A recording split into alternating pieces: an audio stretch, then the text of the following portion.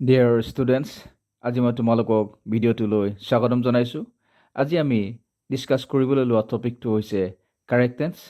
তোমালোকে দেখিছা, use the correct tense forms of the verbs in brackets.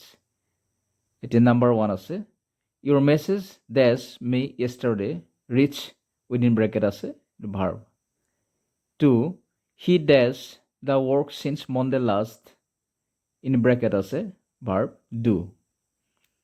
3 number হৈছে anyone who dares to leave early may do so. ব্ৰেকেটত ভাৰ্বটো আছে want. ঠিক আছে, আমি এই তিনিটা চেণ্টেন্সে আজি লৈ আহিছোঁ। ভাৰ্বকেইটা আমি কেনেকৈ লিখিম বা কিয় লিখিম এই সকলোবিলাক মই তোমালোকক বুজাই যাম। আমি এতিয়া ফাৰ্ষ্টলৈ আহিছোঁ, your message dash me yesterday. ইয়াত ব্ৰেকেটত আছে ৰিচ, আৰু ইয়াৰ এনচাৰটো আমি কি লিখিম? Reached, REACHED. আমি কিয় লিখিলোঁ? ইয়াত য়েষ্টাৰডে আছে, য়েষ্টাৰডে হৈছে এটা ক্লু। য়েষ্টাৰডে মানে কালি, মানে যোৱাকালি বা কালি, হৈ যোৱাকালি। আৰু ইয়ৰ মেছেজটো আছে ছাবজেক্ট, ডেছ মি।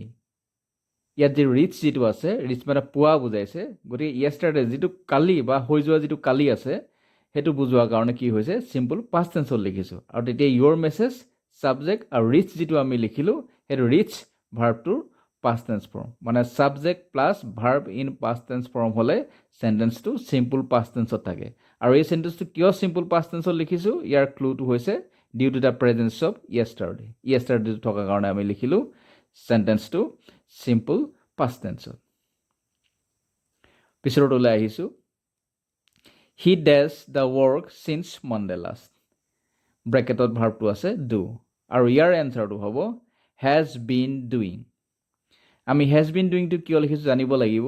চিন্স মনডে লাষ্ট, চিন্সটোৱে কি বুজাইছে? পইণ্ট অফ টাইম বুজাইছে, পাষ্ট পইণ্ট অফ টাইম। অতীতত হৈ যোৱা এটা সময়, নিৰ্দিষ্ট এটা সময়, সেই সময়ৰ পৰা সি কামটো কৰি আছে। He has been doing the work, মানে সি কামটো কৰি আছে অতীতৰ পৰা এতিয়ালৈকে, বৰ্তমানলৈকে কামটো কৰি আছে, শেষ হোৱা নাই। চিন্স মনডে লাষ্ট, যোৱা সোমবাৰৰ পৰা। গতিকে সেইকাৰণে ইয়াৰ যিটো টেন্স হৈছে প্ৰেজেণ্ট পাৰফেক্ট কণ্টিনিউৱাছ। আমি শেষৰটোলৈ আহিছোঁ, এনিৱান who does to leave early may do so'. ব্ৰেকেটত ভাৰ্ব আছে ৱান্ট, আৰু ইয়াৰ যিটো এনচাৰ হ'ব সেইটো হ'ব ৱান্টছ। ইয়াত এনিৱান who wants to leave early may do so', মানে যিকোনো মানুহ যি সোনকালে যাব পাৰে। এনিৱান হু ৱান্টছ, যিজনে বিচাৰে, যাব বিচাৰে। হু ৱান্টছ টু লিভ, যিজনে আঁতৰি যাব বিচাৰে বা যাব বিচাৰে। আৰ্লি, সোনকালে। মে ডু ছ', মানে তেওঁ যাব পাৰে। গতিকে ইয়াত আমি কি টেন্সত লিখিলোঁ ভাৰ্বটো?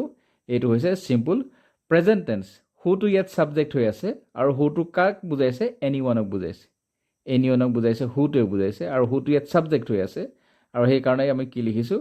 ৱান্টছ লিখিছোঁ, মানে থাৰ্ড পাৰ্চন ছিংগুলাৰ নাম্বাৰ হিচাপে ধৰিছোঁ, আৰু সেইকাৰণে ওৱান যিটো ভাৰ্ব আছে ভাৰ্বটোৰ পাছত এছ এটা লগাই দিছোঁ, মানে বিচাৰে। এনিৱান who wants to leave early may do so'. ঠিক আছে, আজিলৈ আমি ইমানতে ভিডিঅ'টো সামৰিছোঁ। তোমালোকে ভিডিঅ'টো লাইক কৰিবা, ফ্ৰেণ্ডছৰ লগত শ্বেয়াৰ কৰিবা, আৰু এনেকুৱা এডুকেশ্যনেল ভিডিঅ' পাই থাকিবলৈ হ'লে চেনেলটো ছাবস্ক্ৰাইব কৰি ল'বা। Thank you all.